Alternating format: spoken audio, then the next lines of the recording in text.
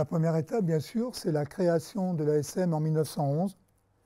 En 1911 est une date importante parce que Marcel Michelin, avec Albert Charlin, dont la Gautière porte le nom, et quelques autres, donc, à partir de 1909, ils adhéraient à un club qui s'appelait le Cercle Sportif Clermontois, et ils se rendent compte que ce n'est pas très intéressant, qu'il n'y a pas d'organisation, donc ils décident donc de créer l'AS Montferrandaise, enfin l'AS Michelin, parce que justement, et c'est là où Marcel Michelin est quand même quelqu'un d'exceptionnel, et dès là,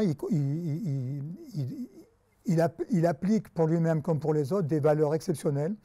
Justement, l'ASM, cette création est intéressante parce que je pense que c'est un cas unique. Marcel Michelin crée ce club, l'AS Michelin, pour le personnel Michelin, pas pour les cadres, pas pour les chefs, mais il le crée pour tout son personnel.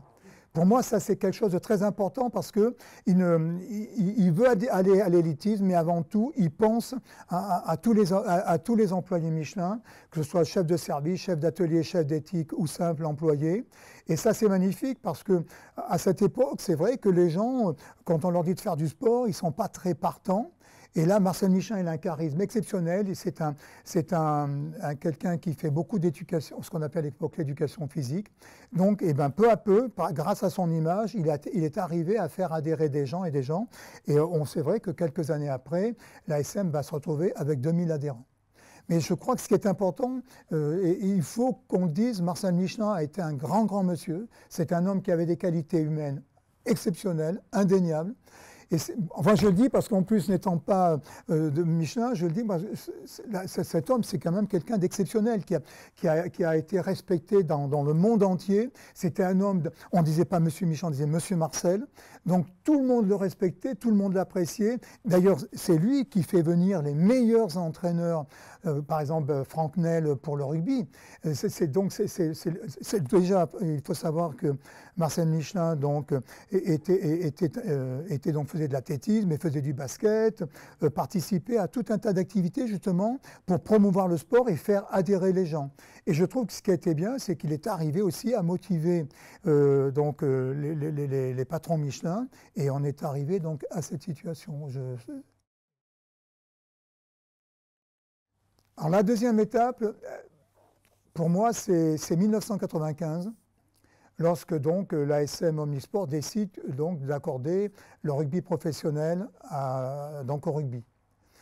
Là, c'est une modification très importante puisque depuis 1911, les règlements voulaient que l'ASM ne soit pratiquée que par des amateurs et des amatrices.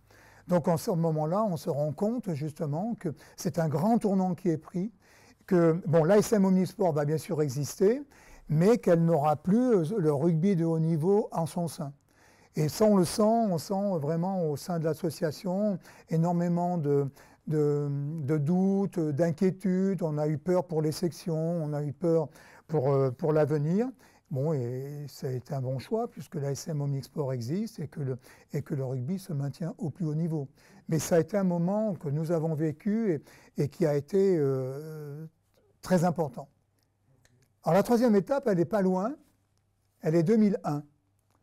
Pourquoi j'en parle? Parce que ça a été un des moments peut-être les plus forts de ma vie professionnelle, en même temps où il a fallu vraiment être très présent. En 2001, donc le 8 avril 2001, le comité directeur de l'ASM décide de reléguer toutes les sections en compétition régionale ou départementale parce que budgétairement, il fallait que le rugby puisse obtenir plus de budget.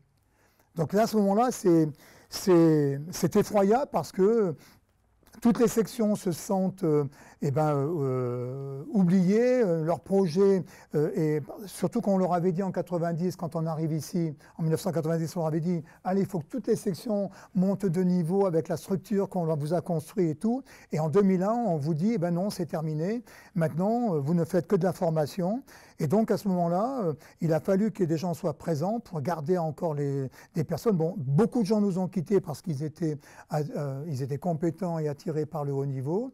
Et donc, ça, moi, je donne un exemple de la jeunesse à l'époque.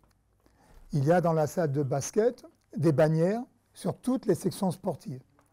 des jeunes un soir ont pris l'initiative de tourner toutes les bannières pour justement qu'on ne voit plus leur nom et on ne laisse que la bannière du rugby. Et moi, je ne m'en suis pas rendu compte, en fait. Ça s'est fait. C'était des jeunes du centre qui l'avaient fait.